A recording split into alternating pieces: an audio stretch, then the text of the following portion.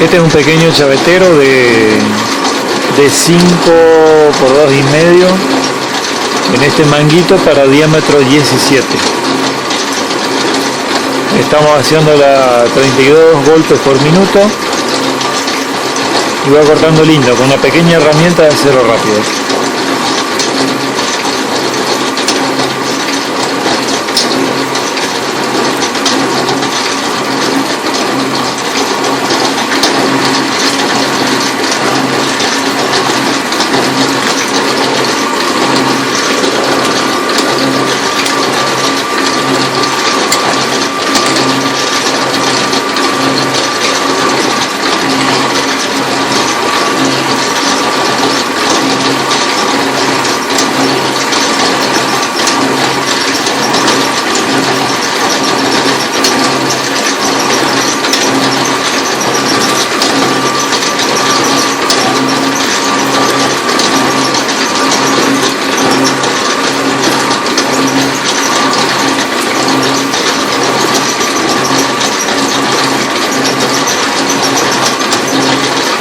Como es un chavetero chiquito, prefiero ir subiendo la herramienta en vez de desplazarla lateralmente.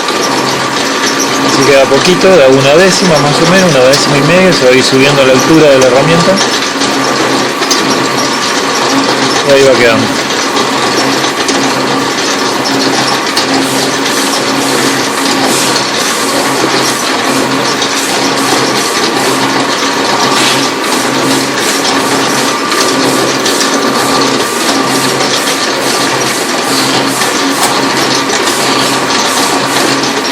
Es justito el interior, por eso un poquito está marcado el fondo, un poquito en la parte de abajo del manguito está marcado por el tema de que está justita la herramienta para 17 milímetros.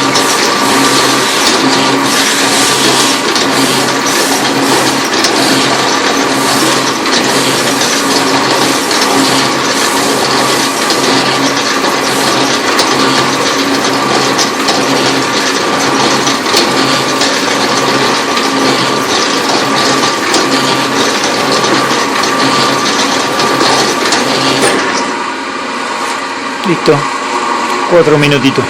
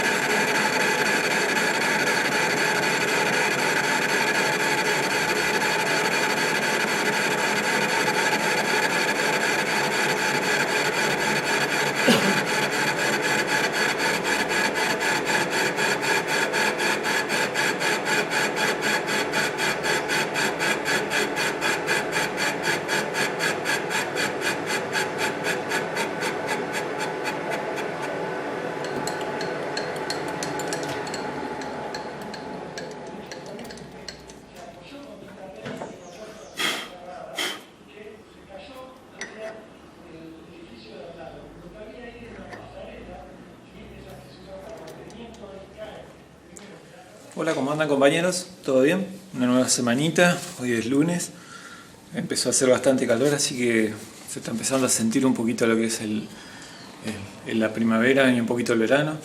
Y bueno, estamos en otra charla entre ustedes y yo y como siempre quisiera comenzar con unos pequeños agradecimientos para todos aquellos que escribieron. Como siempre, a veces quedan algunos afuera porque trato de cerrar la semana en algún momento, pero yo los voy a mencionar y si tienen alguna duda o alguna consulta la vamos a conversar, pero si no se las voy a contestar a través de la parte de los comentarios. sepan disculparme a veces cuando no puedo colocarlos a todos. Sobre todo este fin de semana que tuve algunos inconvenientes para subir el video, digamos. Era un video, digamos, no muy grande, pero ha tenido algunos problemas, no sé si la página o de YouTube o qué. Pero bueno, tuve algunos inconvenientes y tuve que particionarlo en dos, y después tuve problemas para poder contestar los comentarios también, no me dejaba abrir la página. No tengo ni idea, espero que hoy pueda realizar lo que es la subida de este video que estamos haciendo hoy, y bueno, responder sobre todo las preguntas y agradecerles sobre todo, que eso es lo que hace que valga la pena, digamos, el realizar este trabajo, digamos, que sea un poquito apreciado y que sirva sobre todo para todas las labores que ustedes están tratando de realizar, ¿no? Bueno, esto corresponde al trabajo de la semana 38, que la parte 2 de 3, que ya era cuando empezamos a hacer lo que eran los piñones, ya teníamos algunos manguitos realizados y empezamos a hacer los piñones. Bueno, quería agradecerle a Michael Larniela, Fede Pascualis, dice que se pone al día con los videos. No hay problema por ponerse al día si los videos van a seguir estando ahí. Mientras no se funda Google, está todo bien, van a seguir estando ahí. Véanlos cuando quieran. Lo único que lamento sí que no haya un orden ni un... sí, capaz que tengo que mejorar un poquito el tema de la descripción o dejar a veces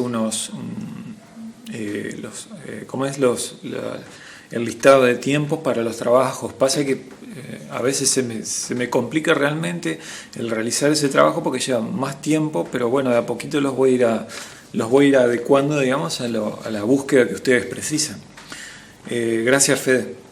Edwin Barahona, Francisco Salvador Marrufo Pinto, Víctor Giorgente, Alejandro Mosquera, Aníbal Achondo, Luis Ianelli, Juan Flores, José Antonio Ortiz Nieves y Coco. Muchas gracias, chicos, por estar ahí. Con respecto a una charla entre amigos número 2, que estuvimos hablando sobre tornos, un poco de pinturas y de instrumentos, bueno, quisiera agradecerles también a Lucas Arbelo, Matías Germán, David Blem, a Luis de Papeltec Sociedad Anónima, Diego Foix, Aníbal Achondo, Sidney Electrónica, Eduardo Sánchez, Guillermo D'Annunzio. Explicar algo sobre torneado esférico. O sea, es muy poco lo que hacemos nosotros en ese aspecto de tornear esferas o bolillas. Por lo general, sí, hay herramientas, yo sé que hay colegas que se las hacen, que realmente quedan muy bien. Yo en mi caso no tengo la herramienta para realizar torneados esféricos, sino que directamente me hago las herramientas torneando el radio, empleando un patrón que puede ser un pedazo de trefilado o una bolilla. No hemos hecho en eso muy específico. Bueno, esa es otra cosa, eso es lo que nos diferencia a nosotros un poquito. No somos un taller de tornería porque no hacemos ese trabajo de forma continua, sino que nosotros nos dedicamos a hacer maquinarias para cerraderos. Y ocasionalmente hacemos algunos trabajitos también que rayan un poquito lo que es la tornería, pero bueno, eso es lo que muchos decían que se diferencia en que haya una tornería a lo que hacemos nosotros. Bueno, la tornería está preparada, tiene más experiencia, tiene herramientas, tiene personal. Acá, si viene un trabajo medio especial, por ejemplo, no sé, una rosca cuadrada, y tenemos que ver qué rosca es, hacer la herramienta, se demora mucho más. Por ejemplo, hay tornerías que cuentan con fresadoras. La nuestra es una fresadora ya medio viejita, hay que hacerle adaptaciones para hacer un chavetero. Y otra cosa muy importante es que yo soy lento. No soy una persona rápida para realizar los trabajos, soy bastante lento porque cuesta, digamos, económicamente cuesta realizar a veces los trabajos. Y digamos, es un peso bastante grande a veces el hacer un trabajo y fallar. Entonces trato de hacerlo de una vez, que quede bien, y sobre todo para los trabajos que hacemos nosotros, que son las máquinas. Y si viene un cliente ocasionalmente, bueno, tratamos de respetar a los demás colegas que tienen sus talleres, que ya tienen muchísimos años de experiencia en las espaldas, y los derivamos a ellos. Cuando ellos realmente no pueden hacerse cargo del trabajo, bueno, los tomamos nosotros. Tratamos de ser respetuosos, digamos, con todos los colegas. Yo realmente no me siento un tornero. Trato de hacer algunos trabajos que ocasionalmente rozan la tornería y trato de hacerlo lo mejor posible, pero no esa es una de las cosas que a veces nos diferencia, ¿no? Y por ejemplo, lo que es torneado esférico, la vez anterior preguntaban sobre roscado en varias entradas, que en talleres más preparados es algo común.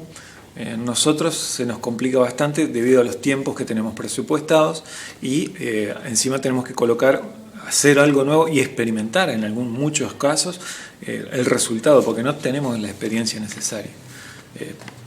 Es eso, así que no es que abarcamos todos los temas de la tornería, es esto lo que hacemos y lo que tratamos de hacer bien y bueno, lo que nos costó aprender.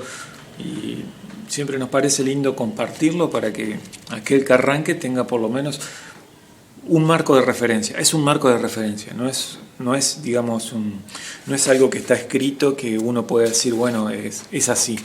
Es un marco de referencia. Si te sirve y podés mejorarlo, bárbaro. Gracias, Guillermo, pero no, muy poco. Te puedo llegar a mostrar una herramienta.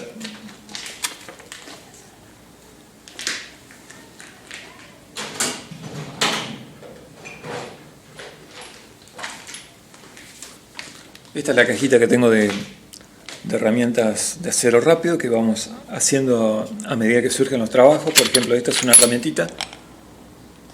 No sé si se va a ver. Es una herramientita para entrar en 3 milímetros. Ahí está. Es una herramienta para entrar en 3 milímetros que una vez nos tuvimos que hacer. Por eso muchos también preguntan hacer videos sobre afilado de herramientas, pero vos tenés que conocer ciertos valores, ciertos ángulos básicos, que es, por ejemplo, el ángulo de corte. Es el ángulo de corte que es el que está, digamos, el que encara este punto de acá. A ver. Esta es una herramienta, esta es otra, no es para torneado esférico, pero esta es otra herramienta. Ahí está, donde tenés el ángulo de corte, el ángulo de despeje, ¿sí? Y después tenemos el rompeviruta. Esta herramienta, por ejemplo, es la que usamos para tornear caucho. Esta la había dejado apartada porque justamente quería hablar un poquito de afilado. Vos tenés 3 ángulos que tenés que reconocer, digamos, o que tenés que tratar de mover o de dominar. Luego es todo cambios o variaciones de lo mismo, ¿ven? Ahí está mejor. Es un ángulo amplio, un ángulo de descarga amplio, un ángulo de corte también amplio, ¿sí? Que sirve justamente para el corte de materiales blandos, como es, por ejemplo, el caucho. Esto es lo que se corta. Esta es la viruta que sale.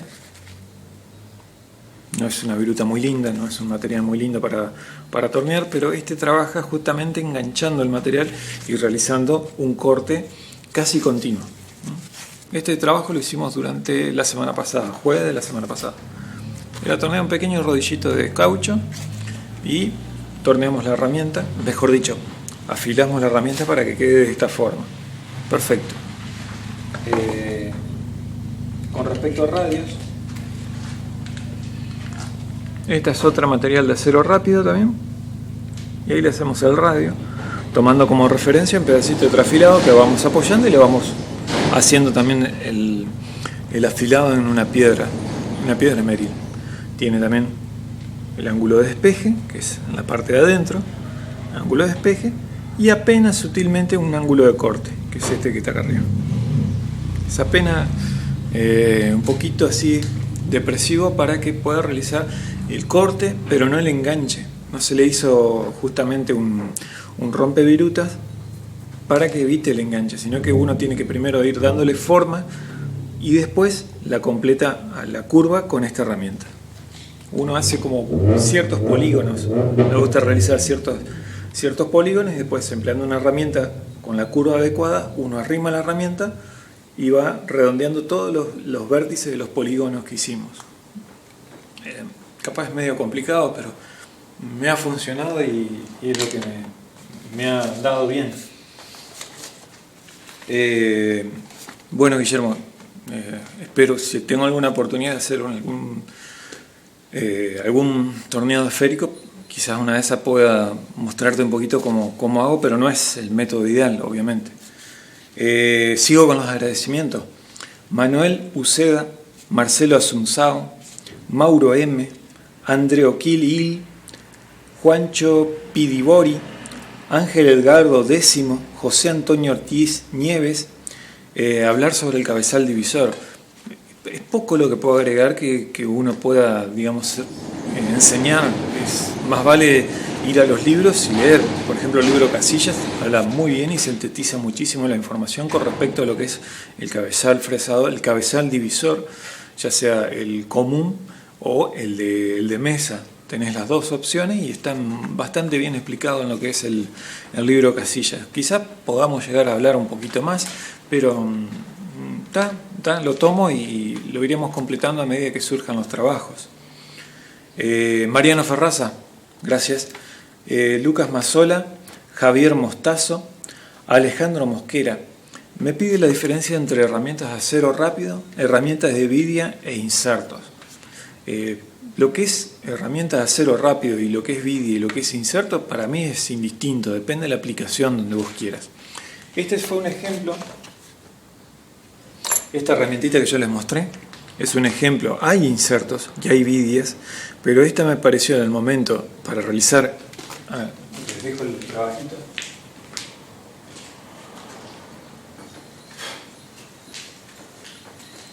Este era el trabajo que había que hacer. ¿Sí? Unas punteras. Esta hace por lo menos un año que no vinieron a buscar, así que... Pero estuvo bueno. Una puntera que tenía un agujerito de 3 milímetros, ¿sí? Y había que hacer un cono en la punta, no sé si se alcanza a ver, y otro cono en la punta, que tenía que salir perfectamente recto, no tenía que haber variaciones, porque esto era para pulverizar. Bueno, se hizo esta herramientita. Esta herramientita se puede meter hasta allá adentro, hasta más o menos unos 25 milímetros más o menos era, creo. Ahí está marcado, 20 milímetros creo que se metía adentro. Y de este otro lado también lo mismo, ¿ve? De este lado es un poquito más, en ángulo encima. Y bueno, me pareció apropiado hacer esta herramienta que es de acero rápido, desde un macho roto. Me gusta reutilizar mucho lo que es herramientas rotas. No hay diferencia, solamente está el acceso. Si vos para el acceso te sentís más cómodo con una herramienta de acero rápido, perfecto.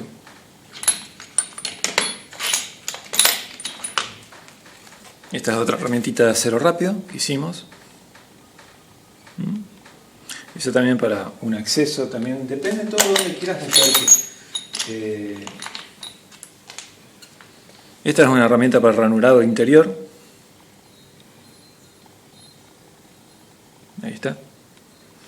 También chiquita, para entrar en un diámetro muy pequeño, no me acuerdo si era 8 milímetros, que en el caso de las vidias y en el caso de los insertos a veces ocasionan más vibraciones que estas. Esta uno puede personalizar un poquito el filo, darle un poquito más de caída, un poco más de ángulo de corte. Entonces me siento a veces más cómodo cuando son los trabajos un poquito más complejos, el poder afilarme mi herramienta. En el caso de los insertos se puede hacer, pero a veces como viene ya hecha la pieza o prehecho el filo, es más complicado, digamos, reafilar o volver a realizarlo.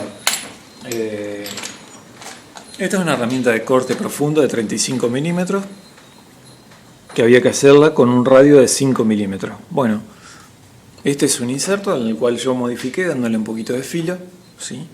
Redondeándolo hasta llegar a 5 milímetros, empleando una bolillita de 5 milímetros como patrón para poder darle la curvatura. Ahí está. Esto era para también un trabajo en específico que fue la semana pasada, que eran unas 30 arandelitas que tenían que terminar con un radio de 5 milímetros el fondo. No hay diferencia para mí, digamos, entre una herramienta y otra. La diferencia está en el precio y en el trabajo que implica el afilado o lo que se necesita para realizar el trabajo. Por ejemplo, el acero rápido es más fácil, digamos, de afilar, de reformar y de hacer la adaptación para agarrar en un portaherramienta. Por ejemplo, este es un portaherramienta que hemos hecho acá para agarrar justamente cuadraditos de 9 milímetros, 8 milímetros o 3/8, ¿sí?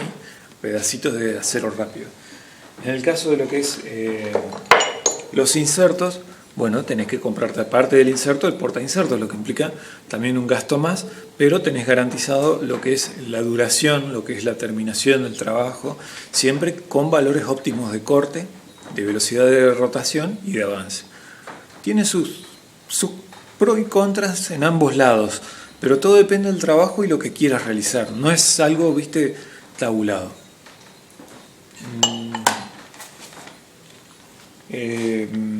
Capaz más adelante, Alejandro, podamos charlar un poquito qué es lo ideal para cada tipo de trabajo, que eso sí, a veces, por ejemplo, lo que estoy haciendo en este momento, que es una polea de fundición, me va mucho mejor la terminación empleando un inserto.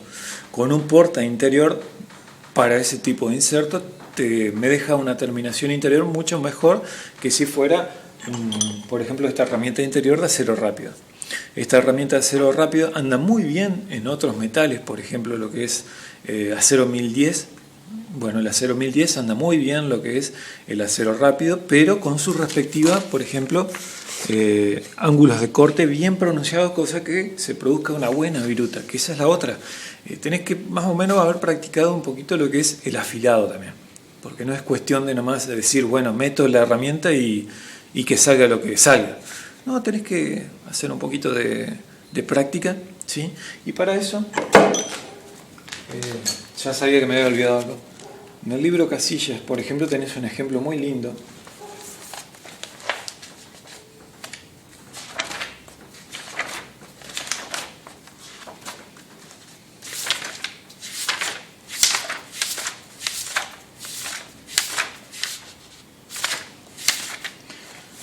Desde la página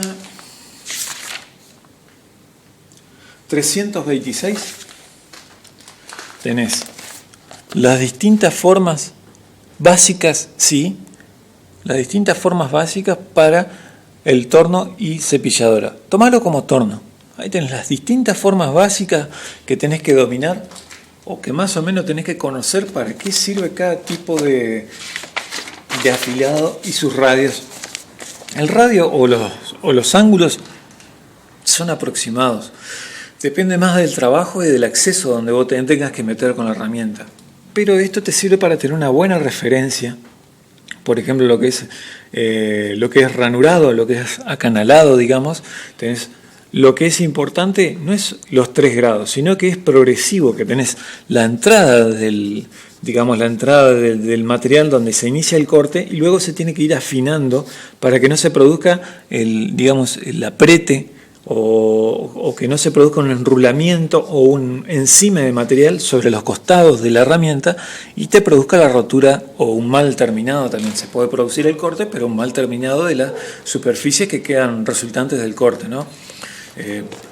Bueno, te recomiendo eso. Desde la página 326 del libro Casillas, ahí tenés un lindo compendio de distintos tipos de filos, distintos tipos de perfiles, sobre todo de herramientas. Pero nuevamente, todo depende de lo que vos quieras realizar y qué tipo de material quieras tornear. Todo depende de eso. Gracias, Alejandro. Martín Escudero Almanza, Víctor SJ, Ralo el Loco del Loco. Bueno, nuevamente, hablar sobre insertos que uso normalmente. Bueno, los insertos que uso normalmente o con los que yo inicié no fueron insertos, sino que fueron justamente acero rápido. Después pasé a este insertito, que es el TNMG 1608. ¿Sí? Este es el primer porta que yo pude conseguir. Después, bueno, esto fue una de las primeras herramientas también, bueno, indispensable, la de roscado, pero tampoco es un inserto, es una cuchilla. Lo que tiene la ventaja esta es que uno va afilando, y fíjense esto, casi está original. Muy pocas veces la he afilado porque siempre empleo el método de atravesar el chariot, lo que te garantiza la durabilidad de la herramienta. ¿Ven? Después tengo... Bueno, esta es la siguiente herramienta que yo compré, es una BSMT en punta, justamente porque yo tenía que hacer un trabajito que siempre trabajaba a los costados del material, ¿sí? Esta me resultó muy útil también. Y después esta de ranurado profundo, que fue la siguiente que compré, más o menos. Esta tenía 35 milímetros, tiene para poder meterse, y era un trabajo de unas ruedas que tenía que realizar. Es de 5 milímetros el inserto que va colocado, así que esta también anduvo muy bien. Y entre las últimas que compré fue esta, una de tronzado común, tronzado corto de 2020, ¿sí? Que usan los MGN de 3 milímetros, creo que es. NC 3020 de 3 milímetros. Bueno, esta es la que más o menos empleo comúnmente. Nuevamente va en relación a la potencia del torno. Por ejemplo, estas herramientas las uso en el wing o en el torno más grande también, porque en el torno del Parmo no le da la potencia al motor, no da la potencia para realizar algunos, por ejemplo, lo que es ranurado profundo, tenés que ir muy lento y lubricando mucho el corte. En cambio, en el wing va como cañón, come la herramienta. Bueno, eso depende también en qué torno vayas a ocupar la herramienta y con qué material también.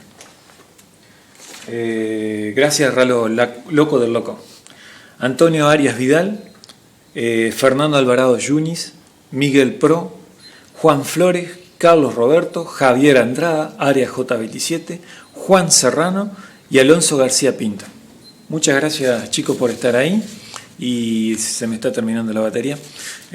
Vamos a seguir ahora con algunas preguntitas que me dejaron ahí. Vamos a cambiar. Ahí volvimos, ya tenemos como para un rato más.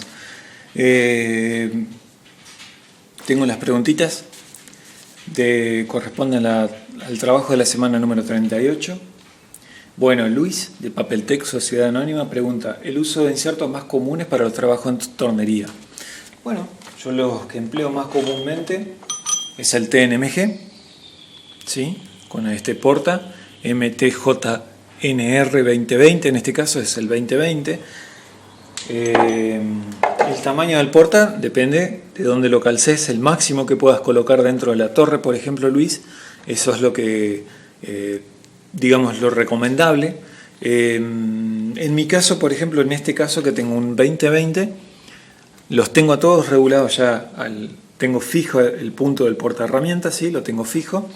En todos los casos, por ejemplo, para el torneado exterior, tengo todos estos portas de 25 por 25, este es un CNMG, ¿sí? Bueno, entonces directamente aflojo los tornillos y voy cambiando los distintos portas. Por ejemplo, este es otro para el trigón, WNMG, y acá tengo el otro que es el TNMG, pero con el porta de 25 por 25. Sí. Este es uno de los que más comúnmente empleo. Después en el interior, bueno, empleo bastante el porta que tengo allá colocado en este momento, con inserto TSMT, que es este que está acá.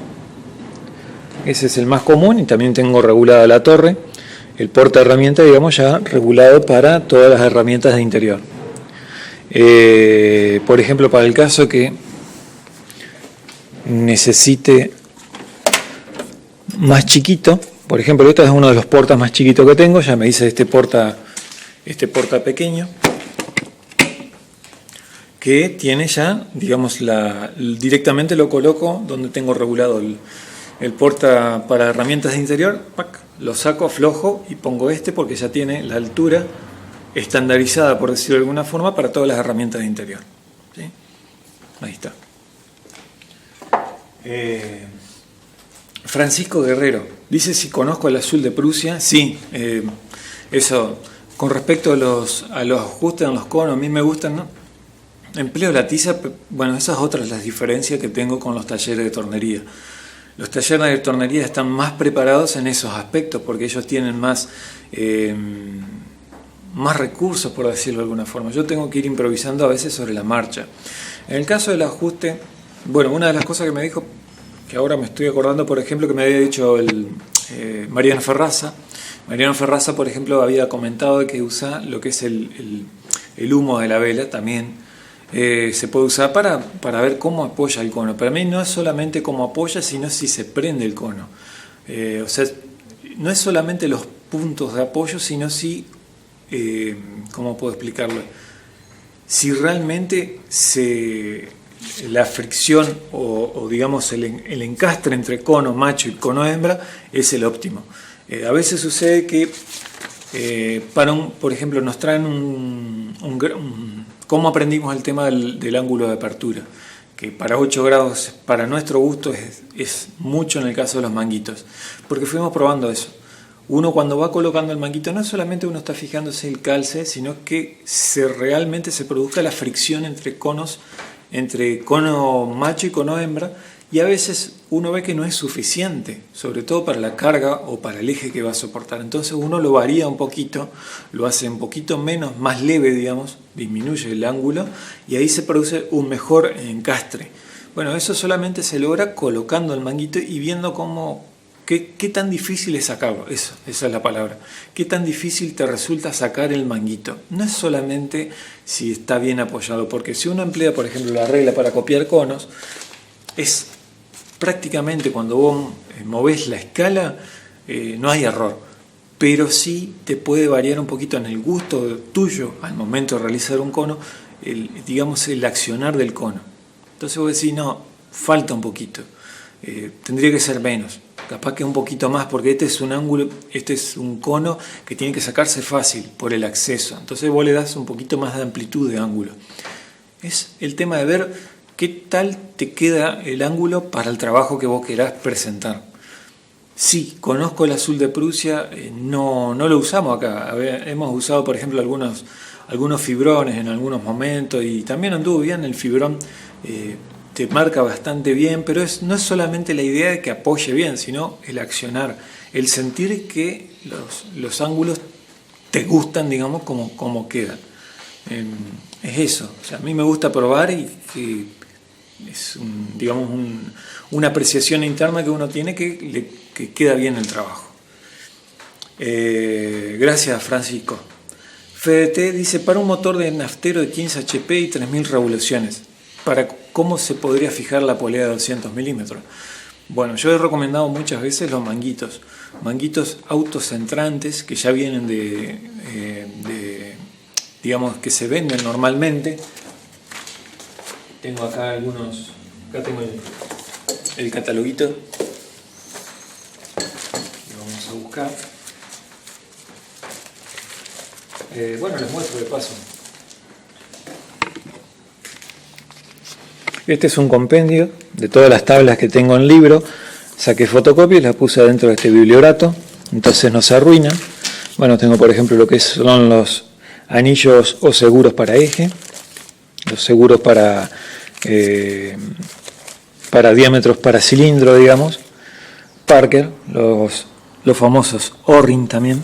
Tengo todo lo que es la serie para los distintos diámetros, sobre todo para el tema del ajuste, cuando es estático o dinámico, y para los distintos tipos de materiales, qué tipo de uso se le da. Bueno, lo que son las chavetas, las medidas de chavetas, lo que me interesaba no es tanto las métricas, sino las que son en pulgadas, que a veces tienen unas pequeñas diferencias, lo que es cuadrada y lo que es rectangular, las dimensiones en polea.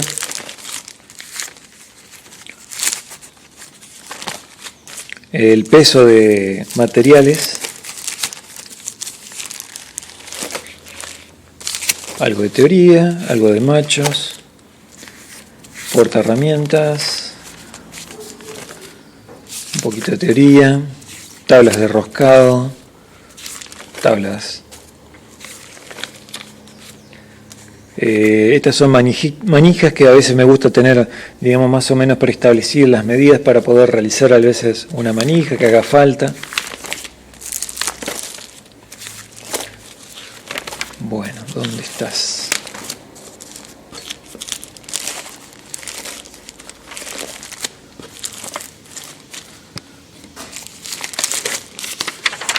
Acá está, BLK.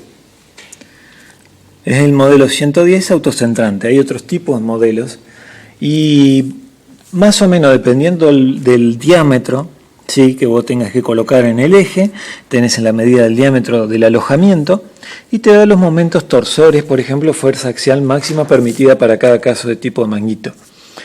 Yo te recomendaría, este tipo de manguitos se recomiendan para este tipo de trabajos, por ejemplo, para lo que es salidas de motores, para lo que son transmisiones de potencia de forma continua o alternada. Bueno, es recomendable poner un manguito de ajuste de este tipo, del autocentrante, ya que el autocentrante es más fácil de colocar, no tenés que estar haciendo mucho trabajo de tornería y tampoco no se necesita un trabajo de tornería muy preciso, es justamente para una adaptación rápida y que te saque el paso enseguida. Bueno, te recomiendo eso, que más o menos te fijes en la tabla. Yo cualquier cosa los dejo ahí abajo a los vínculos de los manguitos BLK y creo que va a ser una buena opción para poder prender bien una polea. Algunas veces los motores enteros, yo no soy experto en eso, pero he visto que algunos tienen salidas cónicas.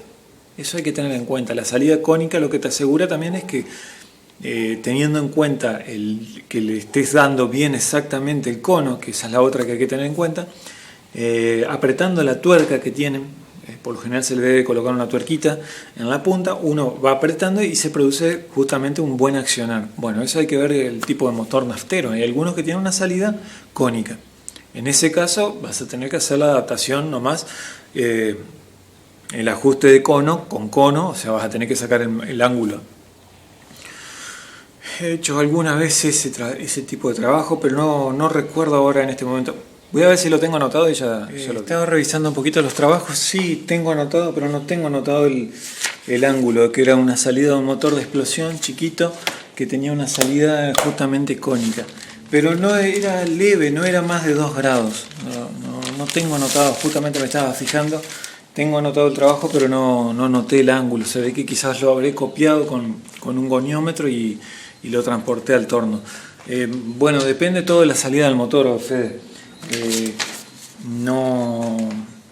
Yo te recomendaría que si es del tipo recto, le coloques un manguito de sujeción, te fijes primero en los valores, si te convence, digamos, los valores de torque que puedes soportar. Pero lo hemos colocado estos manguitos en motores de 75 HP, que giraban con mucha potencia en sierras sin fin y anduvieron muy bien y hasta ahora no hemos tenido quejas. Y como te decía, son de fácil maquinado. Lo único que tenés que hacer es adaptar lo más justito posible la camisa externa y luego la camisa interna se adapta al eje, digamos, a medida que uno lo va apretando. Y lo otro que me acordaba en este momento es el espacio. Por ejemplo, la salida de motor a veces son medias complicadas y vas a tener que quizás frentear un poquito la polea de la parte de atrás para ganar espacio y para poder meterte con la polea un poquito más cerca del bloque. Cuanto más cerca la polea quede del bloque, mejor, no que quede tan emboladizo. Eso tenerlo en cuenta un poquito para este tipo de casos. Seguimos un poquito con una charla entre amigos número 2. Algunas preguntas. Germán Cafaro, a la hora de centrar en el torno, ¿qué instrumental adquirir? Bueno, principalmente un reloj comparador. Es la herramienta número 1 que tendrías que tener.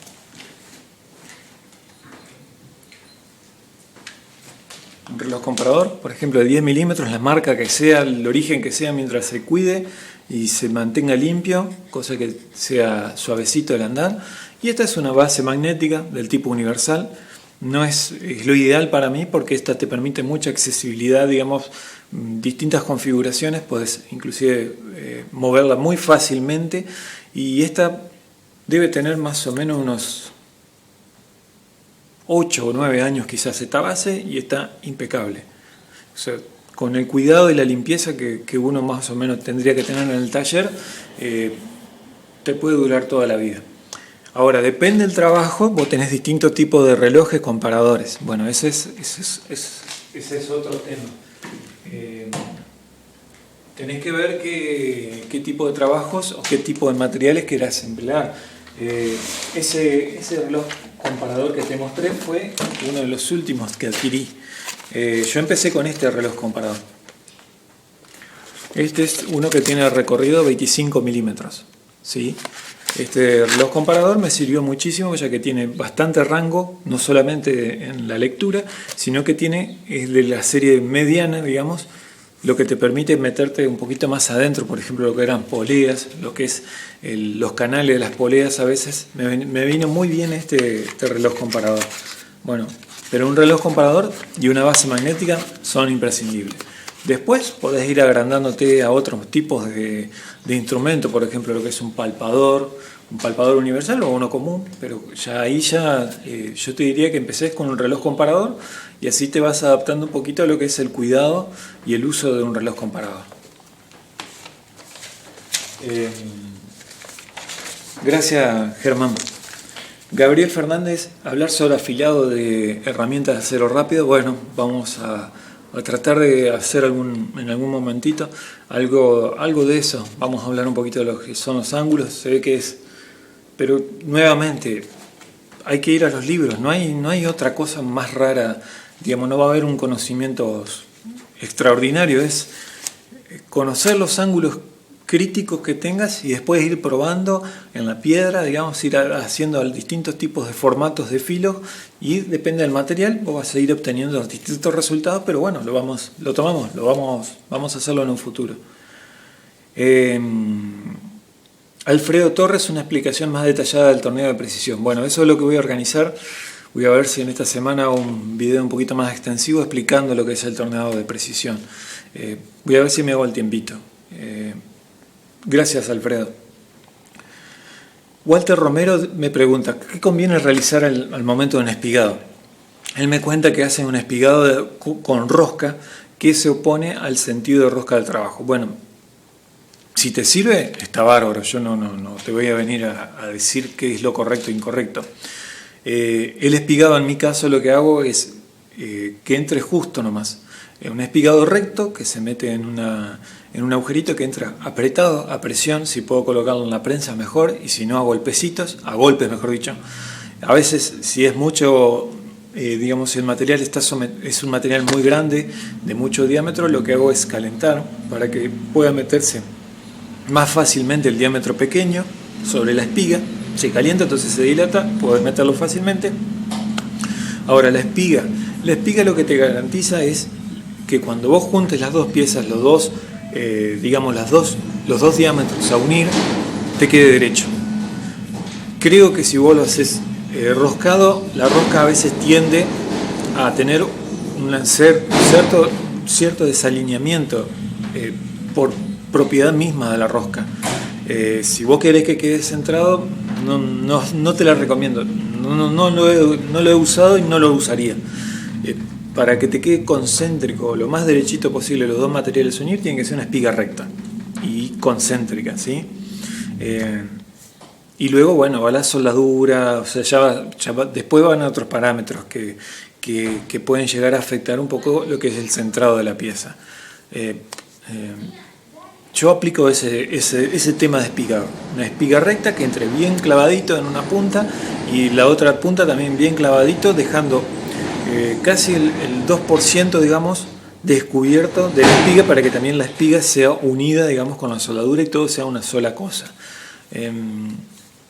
Depende, si te ha servido, bárbaro. Yo la verdad que no lo usaría si es roscado, porque creo que implica un poquito más de trabajo también.